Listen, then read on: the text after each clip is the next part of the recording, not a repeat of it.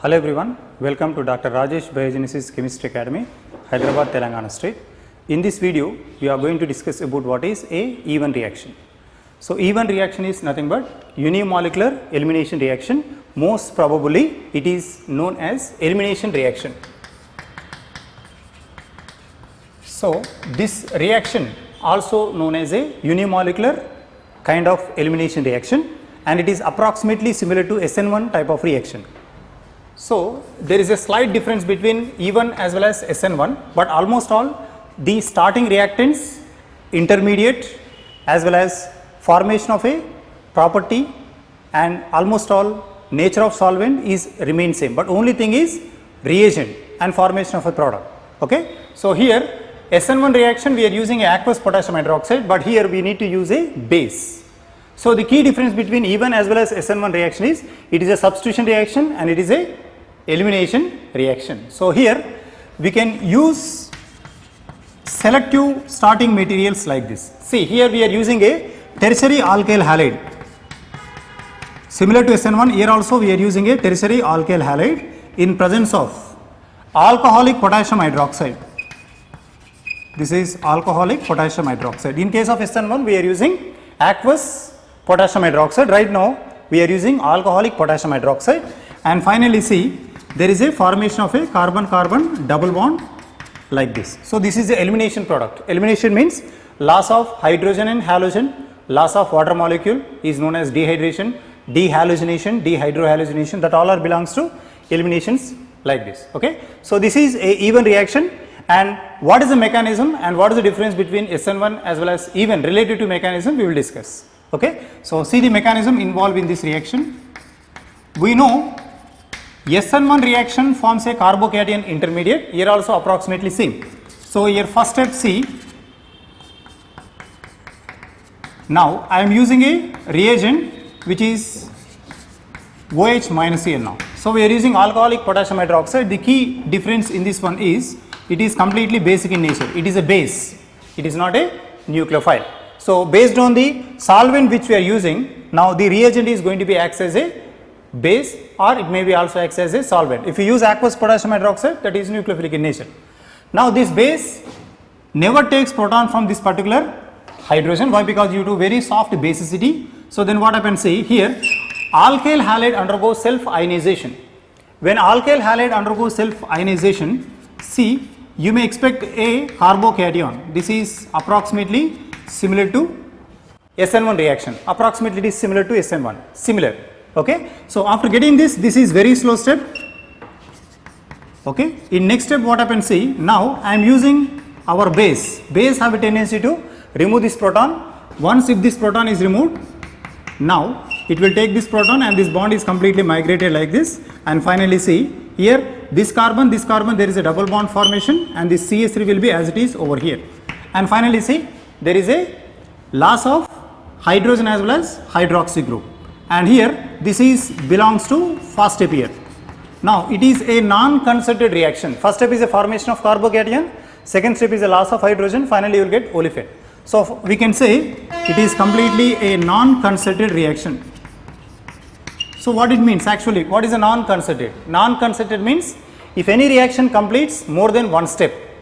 Okay. So, loss of halogen, loss of hydrogen takes place in two steps. If they takes place in one step, that is called concerted reaction. Now, it is called non-concerted reaction, and see, remember, it is completely two-step reaction.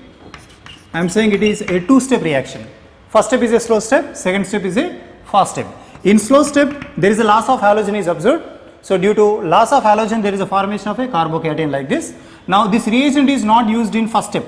Reagent is unable to take proton from this particular carbon. Why? Because whose acidity is not matches with this basicity. Okay. And finally, see here. Now, rate of reaction directly proportional to only one molecule, that is tertiary alkyl halide. So, if you use tertiary alkyl halide, that is why we are using a word known as unimolecular. Okay. So, in this elimination reaction, reaction is initiated by alkyl halide but not with reagent. Reagent effect is observed in fast step. So, but fast step is not a rate determining step. So, that is why rate depends only on tertiary alkyl halide similar to SN1, and here finally it is a first order reaction. It is completely a first order reaction like this. And what about intermediate in this one? Intermediate is similar. Here you may expect a carbocation is intermediate in this reaction. Intermediate in E1 reaction is similar to SN1 reaction. So first step is ionization, second step is deprotonation.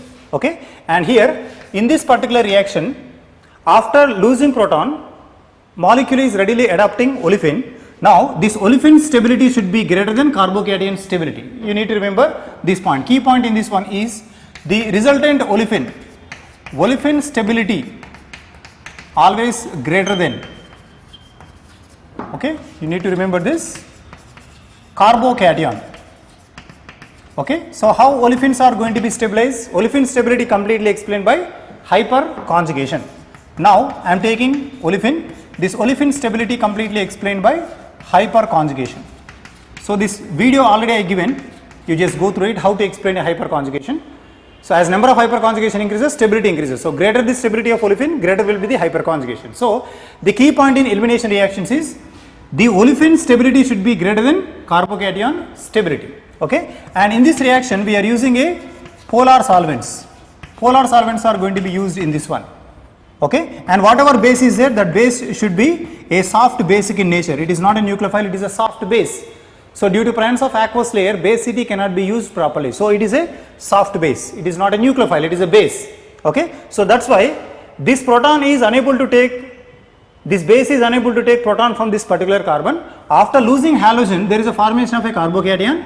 Carbocation have a tendency to withdraw electrons from adjacent carbon. Then slowly this carbon hydrogen is get accelerated. So now base will take proton from this carbon, and finally there is a loss of hydrogen as well as loss of halogen is observed in this reaction.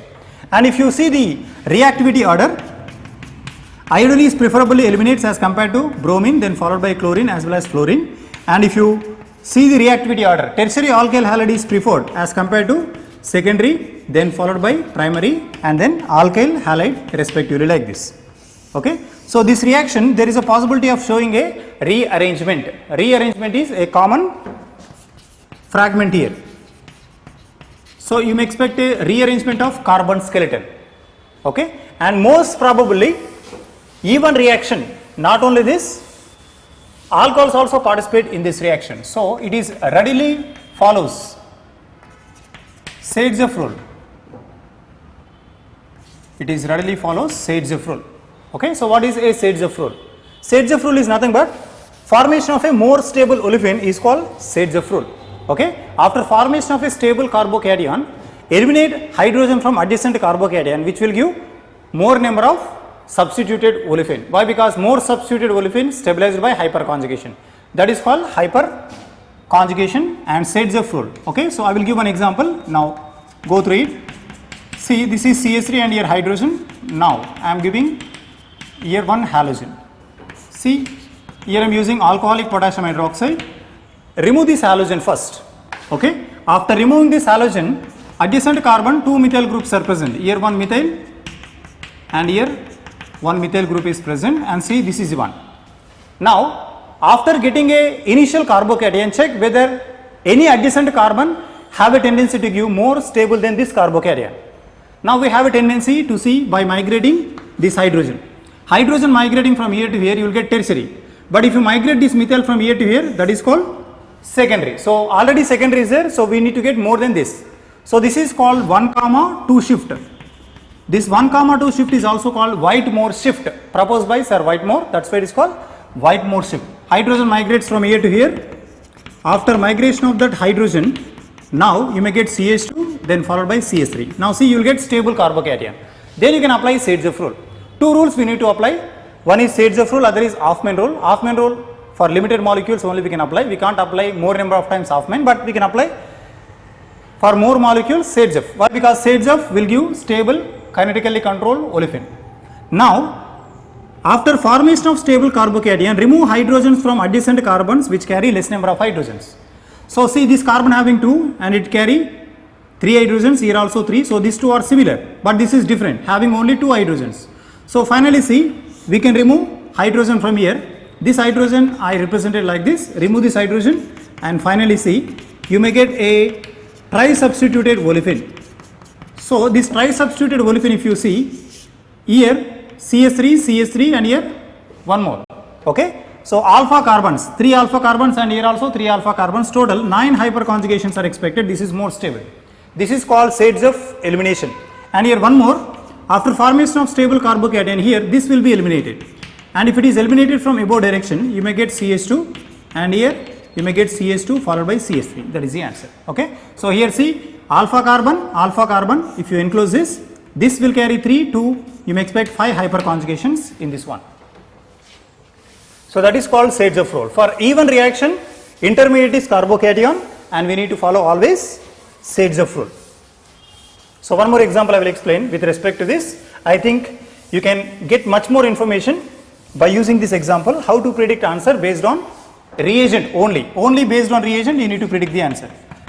See, here I am using a neocarbon and see this will carry a halogen. This carbon carry a halogen. Okay. Now, alcoholic potassium hydroxide, what is the resultant answer? First step is remove this halogen. After removing this halogen, whether you are getting a stable carbocation or not, first you need to check. Adjacent carbon having quaternary carbon and see this will carry secondary. See, this is secondary. After removing halogen, check whether it is a stable carbocation or not. No, it is not a more stable. There is a choice to get greater than this carbocation stability. You migrate this. This is called 1,2 shift, Whitmore shift. So after getting this Whitmore shift, you may get this. This is CH3 and here one more CH3 and here one more CH3 and this. Now after getting this rearrangement, it is also called Wagner-Mervin rearrangement. Conversion of unstable carbocation to stable carbocation either by hydration shift or methyl shift or phenyl shift, that is known as a Wagner-Mervin rearrangement. So Wagner-Mervin rearrangement is a carbon skeleton rearrangement reaction. Okay. So after this, see around this carbocation adjacent, which carbon carry less number of hydrogens. So see this carbon carry less number of hydrogens. Remove that carbon hydrogen, put a double bond over here and this carbon carry CH3 and here one more CH3. That is the resultant answer. Okay. See, every time we need to get a more substituted olefin, that is called shades of product. So in one of the video I explained what is shades of rule. You just go through it and you can even understand here directly also.